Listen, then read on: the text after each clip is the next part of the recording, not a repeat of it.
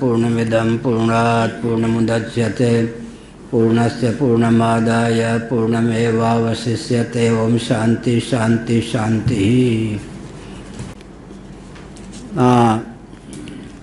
नारायणाखिल गुरो भगवन् नमस्ते शिवाय नमः शिवलिंगाय नमः तन्मे मनः शिव संकल्पमस्तु। नारायणाखिल गुरो भगवन् नमस्ते शिवाय नमः शिवलिंगाय नमः।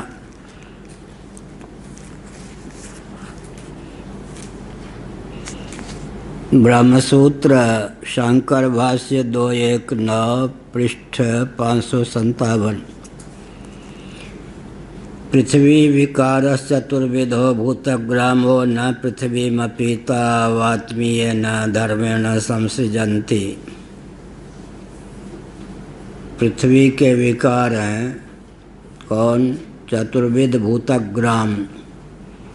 मुख्य रूप से दो भेद होते हैं नारायण। एक भेद क्या होता है? स्थावर। दूसरा भेद जंगम। तो स्थावर प्राणी जो होते हैं उनको उद्भिज्ज कहा जाता है। पृथ्वी में उनके बीज सन्निहित होते हैं, पृथ्वी से उगते हैं, इसलिए उद्भिज्ज कहा जाता है। जरायुज प्राणी और ये जो जंगम प्राणी हैं अंडज स्वेदज जरायुज, उनके 3 प्रभेद होते हैं। सर्प कछुए मछली आदि अंडे से उत्पन्न होते हैं। बहुत सी पक्षी चिड़ियाँ जो हैं अंडे से उत्पन्न होती हैं। चमगादड़ जो हैं पक्षी होने पर भी अंडज नहीं हैं, जरायुज हैं, क्योंकि उनके स्तन में दूध होता है जो चमगादड़ी होती है। और कान जो होते हैं झिल्लीदार होते हैं चमगादड़ के। बाकी कबूतर आदि अंडे से उत्पन्न होते हैं। स्वेदज पसीना मलमूत्र आदि से उत्पन्न होने वाले जो प्राणी हैं स्वेदज हैं।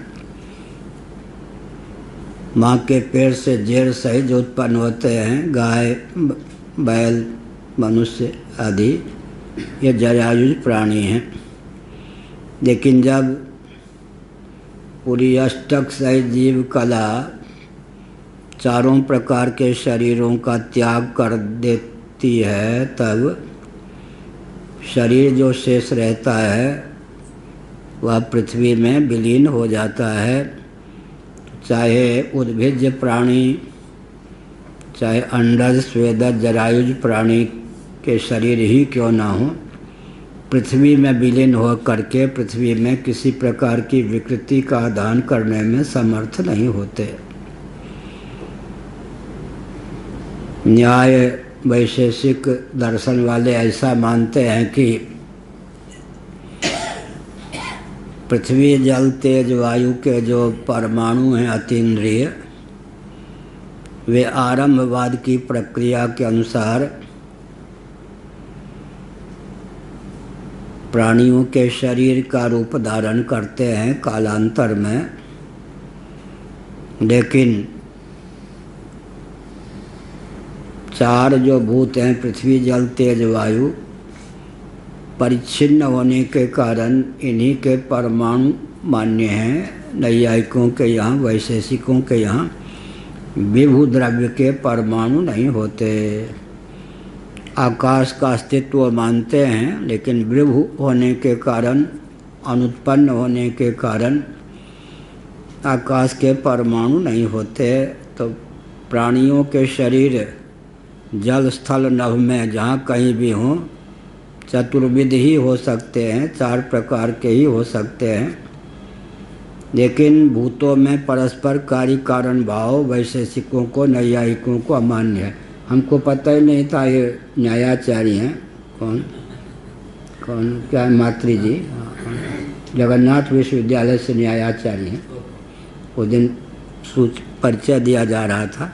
आदित्य वाहिनी के राष्ट्रीय महामंत्री न्यायाचार्य, वो भी अभी श्रोता हैं, धन्यवाद। तो वैशेषिक दर्शन के अनुसार क्या होता है, पृथ्वी का कारण जल, जल का कारण तेज, तेज का कारण वायु, वायु का कारण आकाश, यह अमान्य है, क्योंकि भूतों में परस्पर कार्य कारण भाव की सिद्धि नहीं होती। तो चातुर्भौतिक कोई शरीर नहीं होता, इसका मतलब पांच भौतिक शरीर तो होने से रहा, इनके यहाँ चातुर्भौतिक भी कोई शरीर नहीं होता। तब क्या है, पृथ्वी प्रधान, जल प्रधान, तेज प्रधान, वायु प्रधान, ऐसा नहीं। कोई शरीर पार्थिव ही होता है, कोई वारुण, कोई तेजस और कोई वायव्य शरीर होता है उनके मत में। तो मर्त्य लोक में ये जो पृथ्वी है, भूमंडल, यहाँ जितने शरीर होंगे वो पार्थिव होंगे। वरुण लोक में जो शरीर होंगे वारुण होंगे, जलीय। अग्निलोक में जो या सूर्य सौरमंडल में जो शरीर होंगे कैसे होंगे, तेजस। वायुमंडल में जो शरीर होंगे वो वायव्य। ऐसा सांख्यवादी, वेदांती, योगी ये क्या मानते हैं, भूतों में कार्य कारण भाव मानते हैं। पृथ्वी का कारण जल, जल का कारण तेज, तेज का कारण वायु, वायु का कारण आकाश, आकाश का कारण अव्यक्त, अव्यक्त फिर क्या है, बीजावस्था है। पृथ्वी जल तेज वायु आकाश की बीजावस्था अव्यक्त। बीच में वो अहम तत्व महतत्व भी मानते हैं, लेकिन सन्निकट निर्विशेषता की दृष्टि से आकाश के बाद अव्यक्त का ही नाम लेना उचित है। मध्य के जो दो तत्व हैं पृथक से वो सिद्ध नहीं हो पाते उपादान के रूप में। ये वेदांत का प्रस्थान यह है। इसलिए हमने अपने ग्रंथों में आकाश के ही चार भेद मान लिया है। बहुत सी वो जब भी पुस्तक लिखी जा रही है, हनुमान जी की पूछ है, अब कितने सौ पृष्ठों तक चलेगा, कुछ एक बहुत अच्छा ज्ञान भगवान दे रहे हैं। सरस्वती कृपा कर रही हैं तो मैं उसमें संकोच करने वाला तो सरस्वती रूठ जाएंगे क्या, हम तो लेखक एक निमित्त मात्र हैं। सरस्वती जब धारा बहा रही हैं तो कितने पृष्ठों में ग्रंथ चलेगा, हमारे बस की बात नहीं। तो हमने एक संकेत किया कि आकाश में एक गुण है, कौन सा शब्द, तो गणित की दृष्टि से 1 - 1 = 0। क्या पृथ्वी में 5 गुण हैं, एक ऋण कर दिया तो 4, किसमें, जल में। 4 से 1 ऋण कर दिया तो 3, किसमें, तेज में, अग्नि में। 3 से 1 ऋण कर दिया तो वायु में 2 गुण। 2 से 1 ऋण कर दिया तो आकाश में 1 गुण। या तो फिर 1 से 1 ऋण कर देंगे तो निर्विशेष आत्म तत्व ही सिद्ध होगा। तस्माद वायु तस्माद आत्मना आकाशा संभूता है। और कृष्ण विज्ञान के अनुसार सविशेषों की बीजावस्था अव्यक्त सिद्ध होगी, जो भगवान की शक्ति सिद्ध हो जाएगी वो सिद्ध हो जाएगा अव्यक्त। अव्यक्त सविशेषों की बीजावस्था सिद्ध होगी, वो बीजावस्था भगवान की शक्ति सिद्ध हो जाएगी, यह है। तो बीच में ये जो तत्व आ गए वो फालतू सिद्ध हो गए। क्या आकाश का कारण अव्यक्त तो मान सकते बीज की दृष्टि से, लेकिन जब 1 गुण आकाश में है तो 1 से न्यून गुण क्या होगा, हम तत्व महत्त्व 2 व्यर्थ हो गए। इसलिए हमने कहा है कि वाक के 4 भेद हैं, परा, पश्यंती, मध्यमा, वैखरी। तो आकाश को लेकर वैखरी वाक की सिद्धि होती है। अहम तत्व भी आकाश है, लेकिन अहम तत्वात्मक आकाश को लेकर मध्यमा वाक की सिद्धि होती है। और महदात्मक जो बुद्धि है उसको लेकर पश्यंती वाक की सिद्धि होती है। अव्यक्त को लेकर हमारे जीवन में जो अविद्या है उसको लेकर परावाक की सिद्धि होती है। इस प्रकार आकाश तो आकाश है ही, विचार करने पर आकाश का ही एक रूप, सूक्ष्म रूप, हम तत्व भी आकाश है, महतत्व भी आकाश है, अव्यक्त भी आकाश ही है। 4 प्रकार की वाणी के की अभिव्यक्ति में इन सब का उपयोग है। यह सब प्रक्रिया भी वो जो सर्वार्थ सिद्धि नामक ग्रंथ अभी लिख रहे हैं उसमें है। तो यहाँ कहा गया कि पृथ्वी विकार चतुर्विधा है। तो वायुलोक में वायव्य शरीर, मर्त्यलोक में ये 4 प्रकार के शरीर होते हैं। कौन कौन?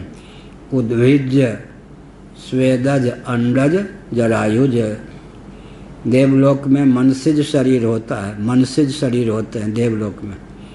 ब्रह्मा जी से नारदादि की अभिव्यक्ति हुई, वो कौन है? मनसिज। ब्रह्मा जी के मन से सृष्टि हो गई। मनसिज प्राणी, मनसिज प्राणी, मनसिज प्राणी। ब्रह्मा जी कौन है? उनका नाम हमने रखा है स्वयंभू प्राणी। ब्रह्मा जी को स्वयंभू कहते। भगवान श्रीमन नारायण के नाभि कमल से स्वयं अभिव्यक्त हो गए तो स्वयंभू प्राणी। और फिर श्रीमन नारायण कौन हो गए? स्वयं। भू नहीं, वो स्वयं हो गए, क्योंकि वो कर्म के फलस्वरूप नारायण शरीर को नहीं प्राप्त करते हैं लीलापूर्वक। तो प्राणियों को कितने विभेद हैं? स्वयं 1, स्वयंभू 2, मनसिज 3। उसके बाद जरायुज।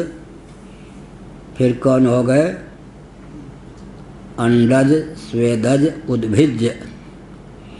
स्वेदज जो होते हैं, स्वेद पसीना से, मलमूत्र से, जुएँ आदि, खटमल इत्यादि मलमूत्र से उत्पन्न बहुत से, उनकी अपेक्षा अंडज प्राणी में बल, चेतना आदि ज़्यादा है।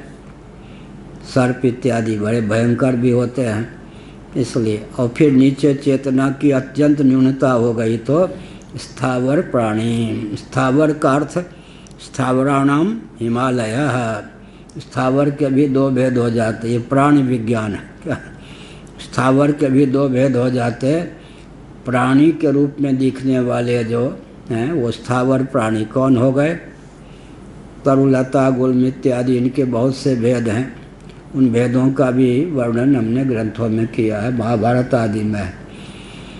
वनस्पति विज्ञान, स्थावर विज्ञान भी महाभारत आदि में, विष्णु पुराण आदि में इतने हैं कि आज तक आजकल के वैज्ञानिकों को उतने प्रभेद वनस्पतियों को पता ही नहीं। तो उन सब को ख्यापित करना बहुत आवश्यक है ताकि इन ग्रंथों के प्रति आस्था हो। नहीं तो आर्किमेडीज ने ये ज्ञान दिया, उसने ये ज्ञान दिया, उसने ये ज्ञान दिया, उसने ये ज्ञान दिया। भारतीय मनुष्यों ने ज्ञान दिया। ज्ञान विज्ञान के सारे स्रोत भारतीय मनुष्यों के पास थे, कोई ग्रंथ में पढ़ाया नहीं जाता। अपने आप विधर्मियों की दास्तान को प्राप्त होती। यहाँ से सर्वत्र ज्ञान विज्ञान गया, लेकिन नाम हमारे ऋषियों का नहीं लिया जाता। अब धीरे धीरे आर्यभट्ट आदि का शून्य, उस दिन जो विषय रखा गया था ना, मनोज जी के कहने पर हमने दिया 2 वाक्य वहाँ महिला को सुनाई, केवल 2 वाक्य, क्योंकि हमने आर्यभट्ट ने सबसे पहले शून्य का आविष्कार किया। हमने कहा कि शतम जीवेम शरदः अतितिष्ठत दशांगुलम, ये सब वेद मंत्र हैं या नहीं? तो शून्य का विज्ञान तो अनादि है। आर्यभट्ट ने उस ज्ञान को फैला दिया, यह बात दूसरी है। सबसे पहले आर्यभट्ट कम से कम नाम तो ले रहे भारती का, इसलिए हमारा 2 वाक्य कह के बंद कर दिया। तो उसमें कोई आपत्ति नहीं, हमारे उससे गया होगा ना, वो नहीं गया अब तक। शून्य गया, हमने संकेत किया। तो शून्य शतम जीवेम शरदा में 100 जो है बिना शून्य को माने संभव है। अतितिष्ठत दशांगुलम। फिर परार्ध संख्या का वर्णन है या नहीं? यजुर्वेद आदि में संख्या का वर्णन तो अनादि है ना, अनादि काल से शून्य का विज्ञान है, यह हुआ। तो यहाँ पर पृथ्वी का विकार माना गया, अर्थात मर्त्यलोक में जो शरीर हैं, हम क्या कहेंगे? पंचीकृत पृथ्वी का ये विकार। नैयायिक क्या कहेंगे? पृथ्वी के विकार। दोनों में सामंजस्य क्या होगा? मर्त्य लोक में जो चारों प्रकार के शरीर हैं पार्थिव हैं, यह हुआ। तो स्वयंभू मन से ये हुए, और इधर जो चार प्रकार के यहाँ इसमें देवता से विचारण इत्यादि जो देव योनियाँ हैं, किस कोटि में इनको रखा जाएगा? अब उसमें ये होता है कि भगवान विष्णु के नाभि कमल से ब्रह्मा जी उत्पन्न हुए, तो कमल जो है उसको मान लेते हैं क्या? कौन से प्राणी मर्त्य लोक में कमल होगा तो कौन से प्राणी माना जाएगा? उद्भिज ना। वो चारों में लोग घटा देते हैं, बात तो ऐसी नहीं है। मनसिज छांदोग्य श्रुति का 8वें अध्याय में ब्रह्मा जी का श्री विग्रह कितना दिव्य है भगवान शंकराचार्य ने वर्णन किया है। इसीलिए आपका क्या प्रश्न है? देवताओं के शरीर पांच भौतिक होते या नहीं, ये हुआ ना मूल में। तो ये हुआ पंचभूत कितने प्रकार के होते हैं भृगु महात्मा जी? पंचीकृत और पंचीकृत। तो पंचीकृत जो शरीर हमारे आपके होंगे पांच भौतिक, उनकी अपेक्षा अपंचीकृत पृथ्वी से कोई शरीर उत्पन्न हो तो दिव्य होगा या नहीं? सूक्ष्म अतीन्द्रिय भी होगा एक प्रकार से। अपंचीकृत जल से, अपंचीकृत तेज से, अपंचीकृत वायु से, अपंचीकृत आकाश से कोई शरीर उत्पन्न होगा तो भौतिक होने पर भी उसकी भौतिकता कितनी दिव्य होगी। अपंचीकृत पंच महाभूतों के कार्य हैं हमारे सूक्ष्म शरीर, वो सब अतीन्द्रिय हैं। ज्ञानेन्द्रियाँ भी अतीन्द्रिय, कर्मेंद्रियाँ भी अतीन्द्रिय, प्राण भी अतीन्द्रिय, अंतःकरण भी अतीन्द्रिय। तो कल्पना कीजिए कि भौतिक हैं देवताओं के शरीर, तो भौतिक हैं माने भूत के कार्य हैं, लेकिन पंचीकृत या पंचीकृत भूतों के कार्य। और फिर अगर हम आकाश से ऊपर हम तत्व को मानते हैं, महतत्व को मानते हैं, तो महाभारत शांति पर्व के अनुसार फिर क्या होगा? ब्रह्मा जी जो हैं, और अव्यक्तोपनिषद के अनुसार प्रथम व्यक्त कौन है? ब्रह्मा जी। प्रथम व्यक्त कौन है? ब्रह्मा जी। अब ब्रह्मा जी जब हैं तब तस्माद् वै तस्माद् आत्मन आकाश संभूतः, तो आकाश अपंचीकृत ना, तो ब्रह्मा जी का श्री विग्रह हो गया आकाशात्मक। प्रथम व्यक्त के अभिमानी चेतन का नाम हिरण्यगर्भ होगा। और अगर हम उधर मानते हैं महत्तत्व को, तो महत्तत्वात्मक श्री विग्रह हो गया ब्रह्मा जी का, तो सामान्य नहीं हुआ ना, तो अभौतिक हो गया।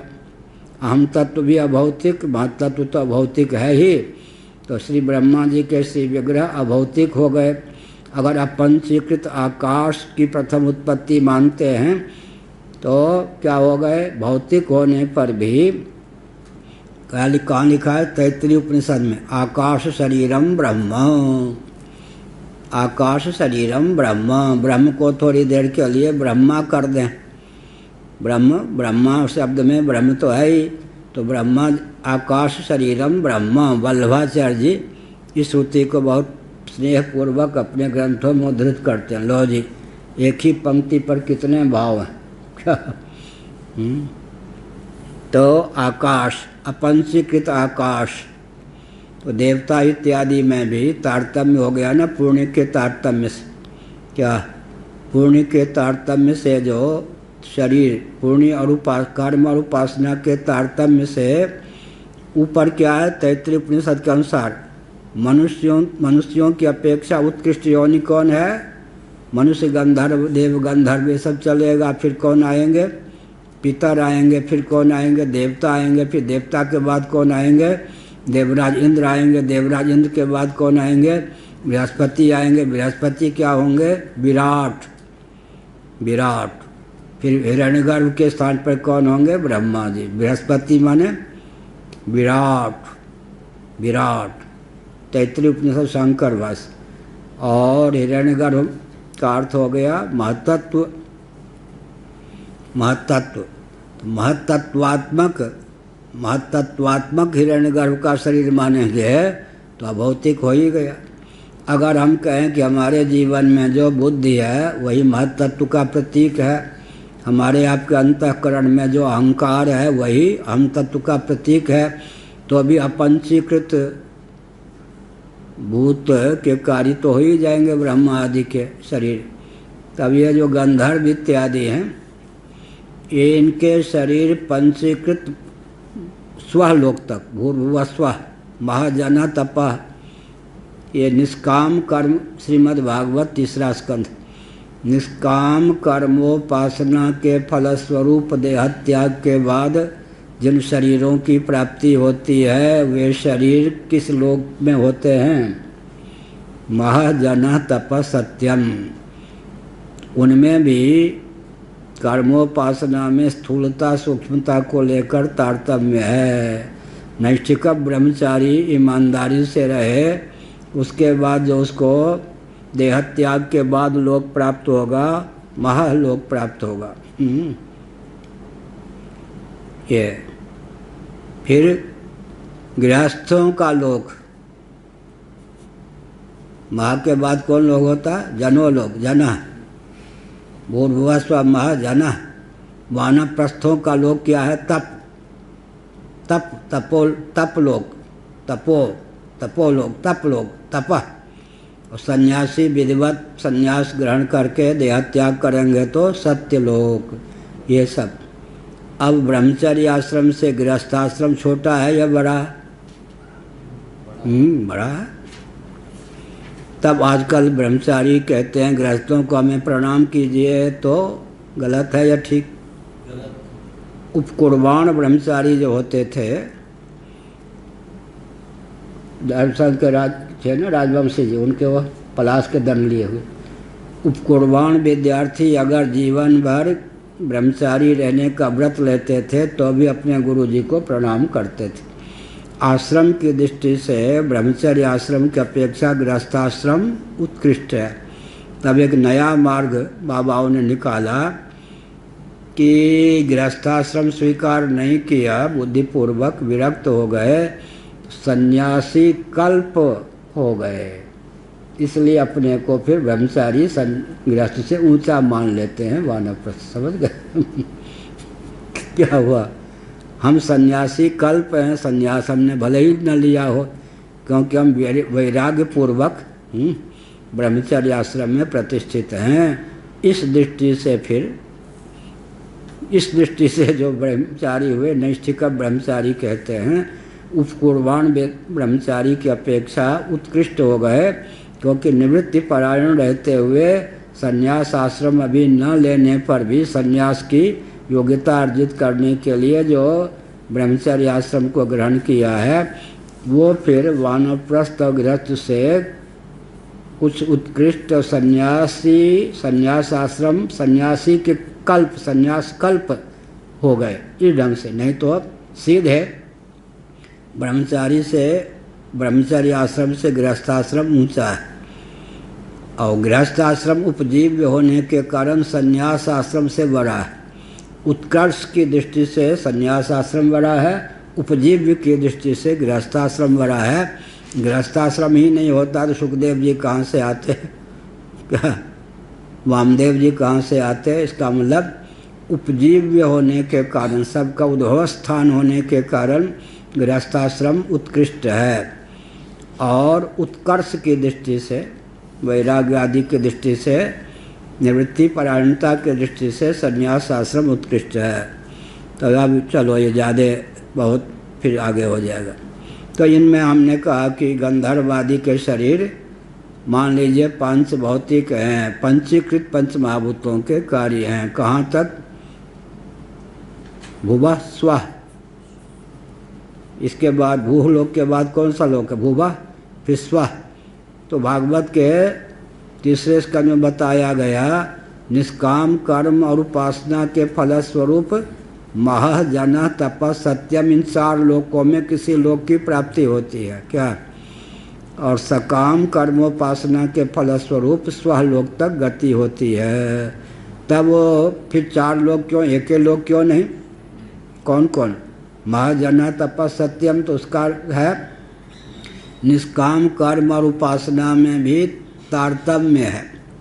उस तारतम्य की दृष्टि से महाजन तपसत्यम इन 4 लोकों में किसी की प्राप्ति होती है। सबसे सूक्ष्म कर्मोपासना की विधा जिसके जीवन में है उसको फिर हिरण्यगर्भ ब्रह्मा जी के लोक की प्राप्ति होती है। ये सब बहुत बड़ा लंबा प्रकरण है।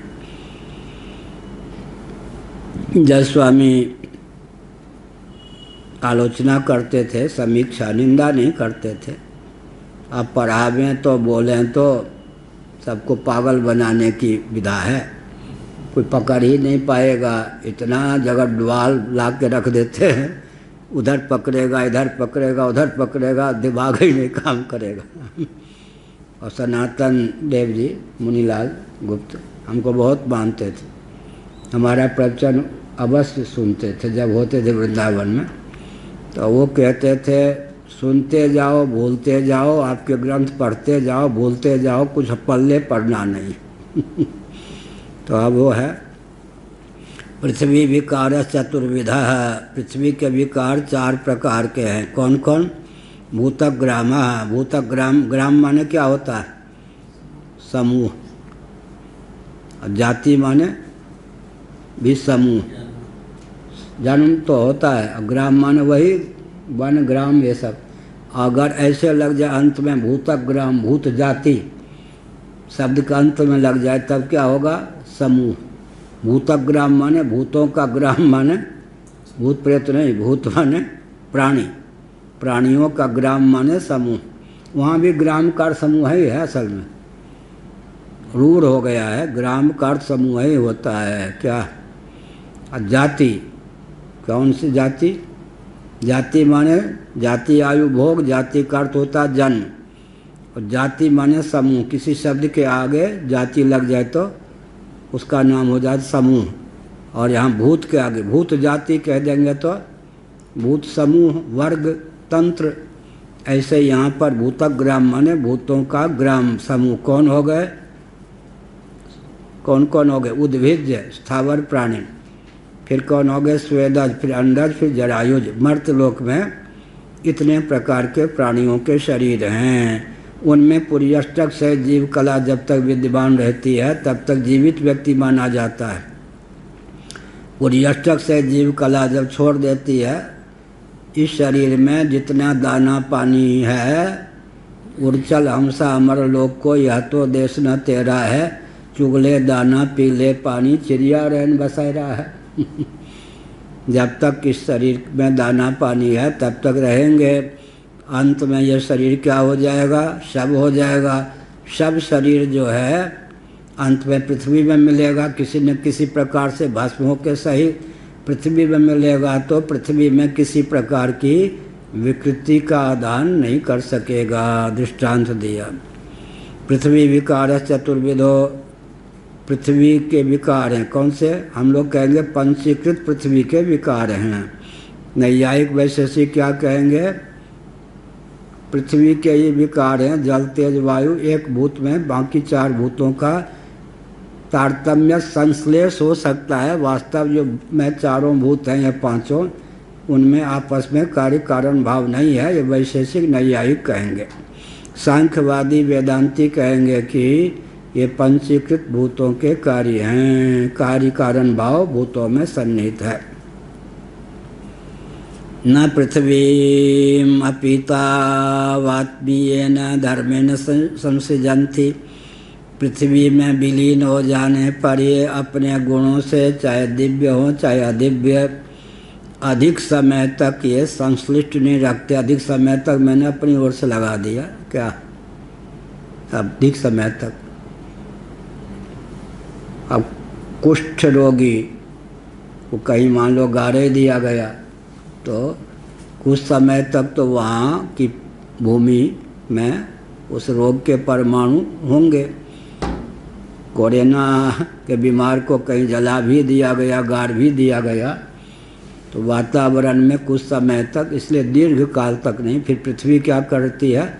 शोधन करके पुण्यो गंध पृथिव्याम, बहुत बढ़िया शंकराचार्य ने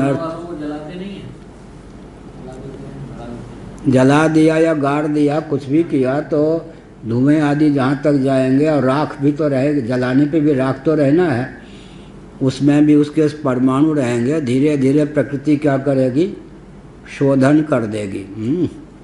यह है। तो बहुत काल तक नहीं। पुण्यो गंध पृथिव्याम, भगवद गीता 7वां अध्याय।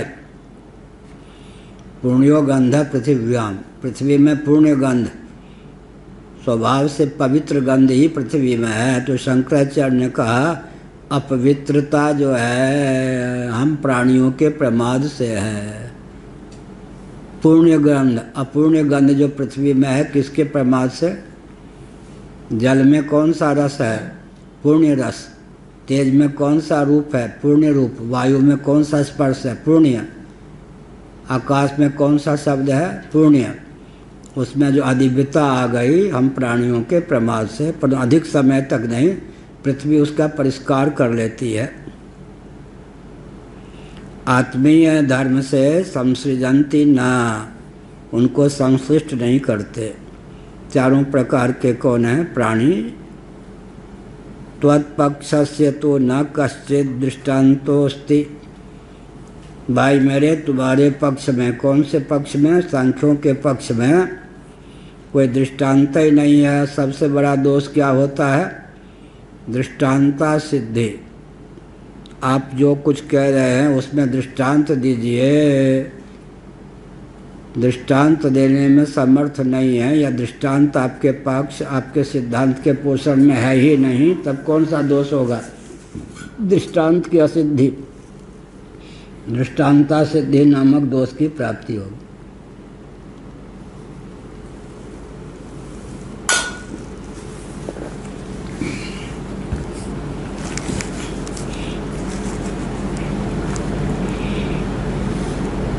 त्वत्पक्षस्य तो न कश्चित दृष्टान्तोस्ति। क्योंकि अब एक विचित्र बात,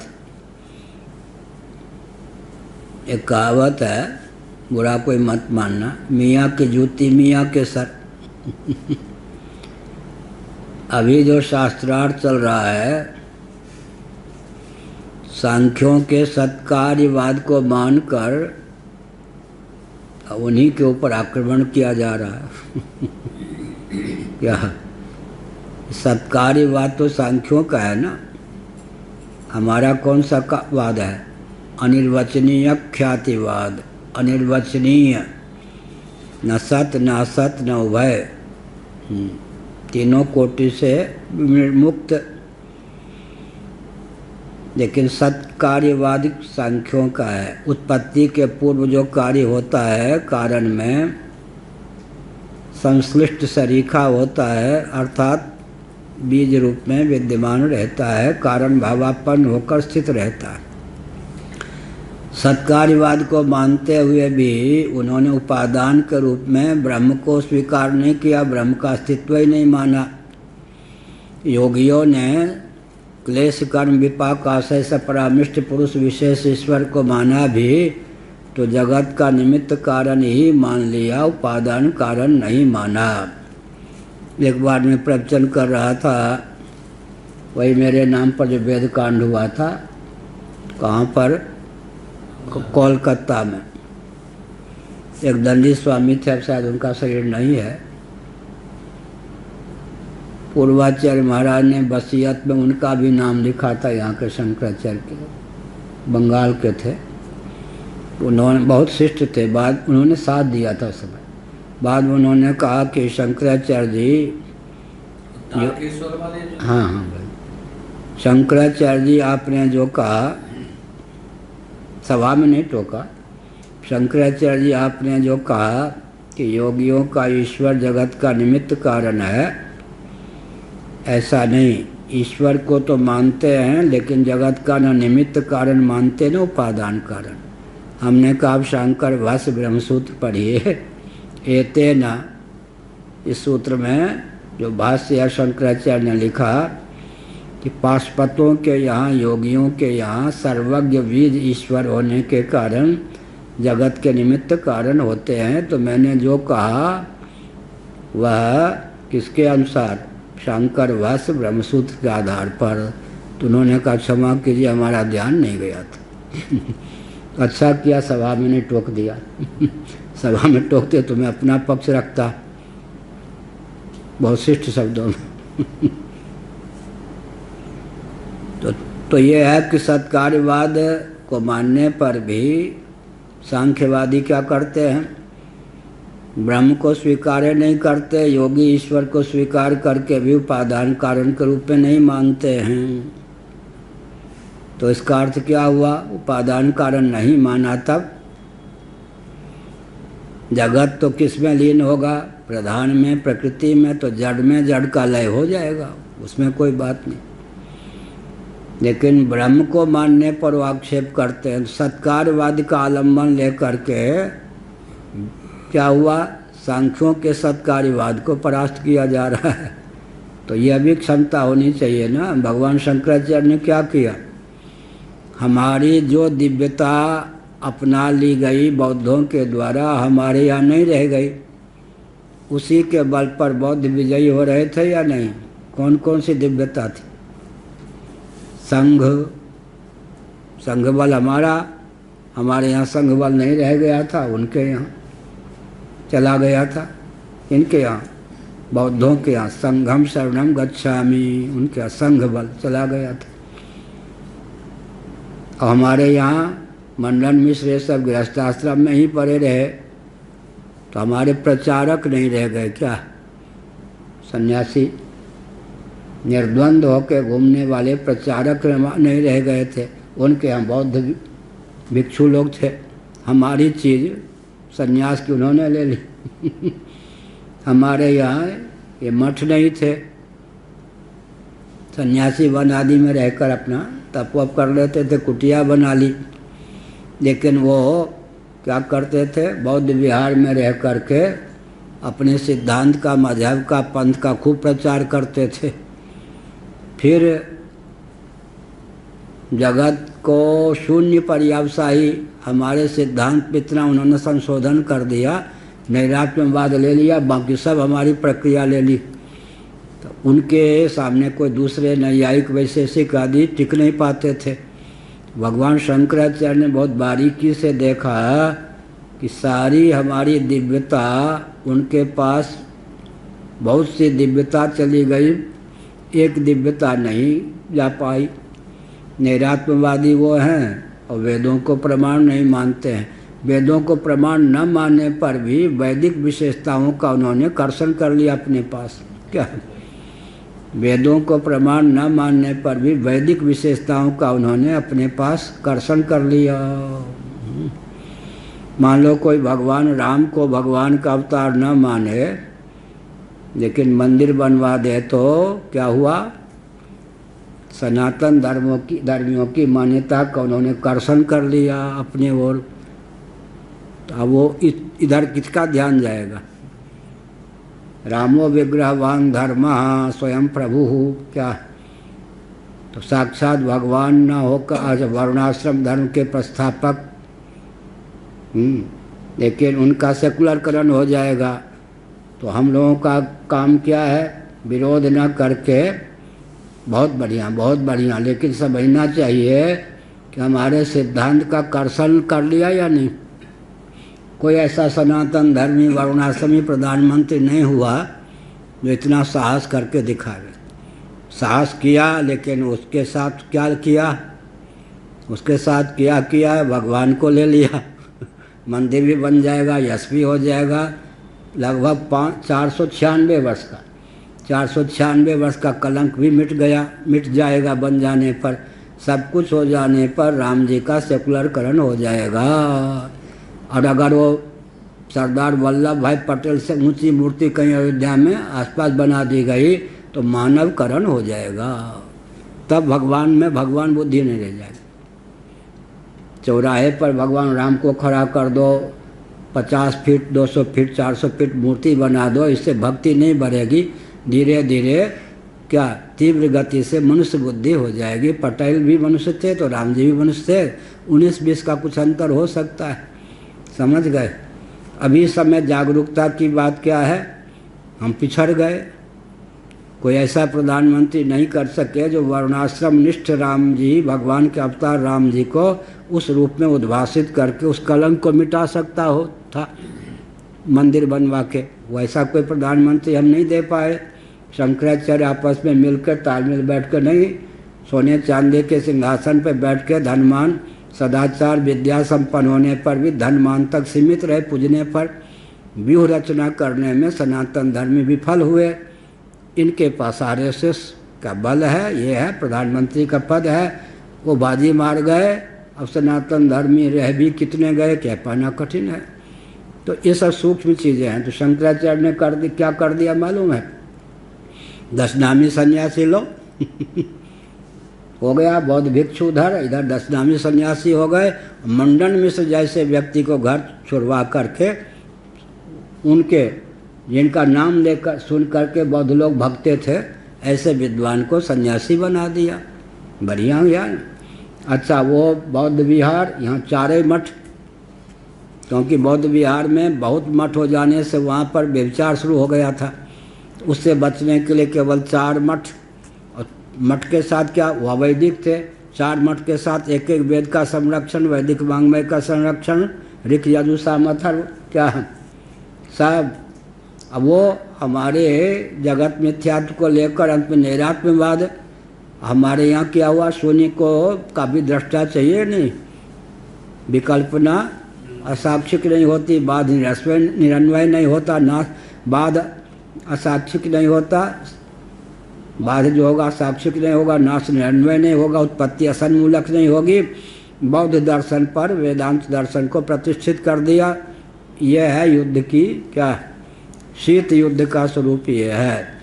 हमारी दिव्यता कहीं चली गई हो तो कोसो मत, अपनी सारी दिव्यता को समझो। उन्होंने कितने अंश में संशोधन किया। पंथ बनाने वाले कुछ संशोधन कर देते ना, उस संशोधन को समझ लो। हम जो के त्यों अपने सिद्धांत को प्रतिष्ठित कर दें, यह हुआ। त्वत्पक्ष तो क्या हुआ, इतना मैंने क्यों कहा, सांख्यों का जो सत्कार्यवाद था उसको शंकराचार्य ने ले लिया।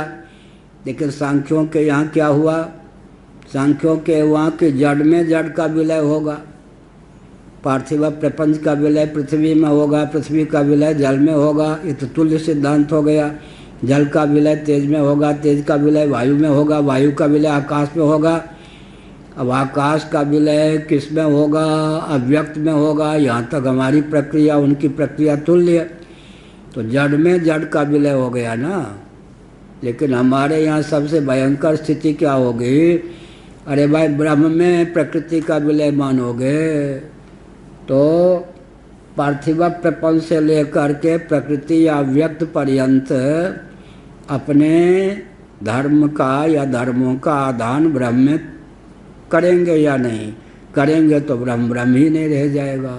तो उदाहरण दे दिया, पार्थिव शरीर जिस प्रकार चतुर्विध पृथ्वी में विलीन होकर के भी पृथ्वी को अपने धर्मों से गुण धर्म से क्या करते, समलंकृत नहीं करते, कहेंगे दूषित नहीं करते। ऐसे ही तुम्हारे पक्ष में तो कोई दृष्टांत ही नहीं है। अपीतिरेव ही न संभवेत यदि कारणे कार्यम स्वधर्मेणैवावतिष्ठेत। कार्य वो ठीक से कार्य सपा नहीं कार्यम, चलो कोई बात।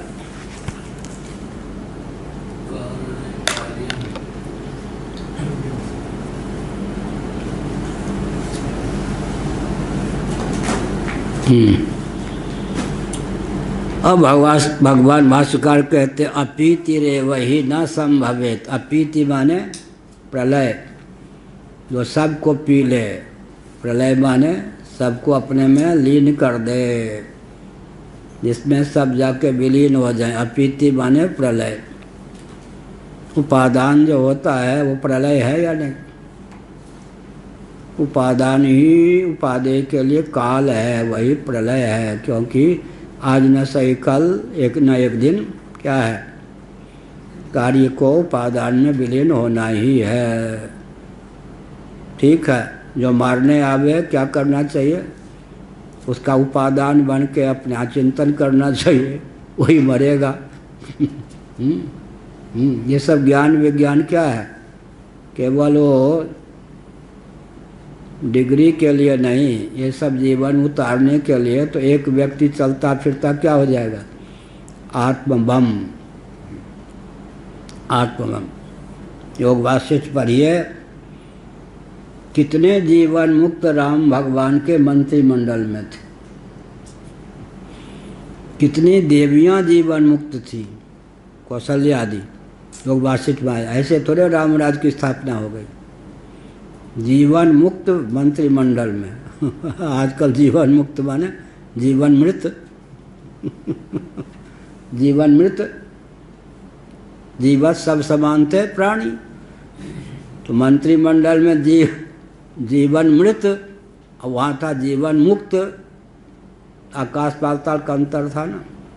फिर हमने क्या कहा था, वो जो गोष्ठी हुई थी उसमें क्या कहा था, ये जो राजनीति पे गोष्ठी, अब तो सुरक्षा पर गोष्ठी है, एक ही विषय रखा है। क्या सनातन अस्तित्व और आदर्श की परख, सनातनियों क्या है, सनातनियों के अस्तित्व और आदर्श की परख,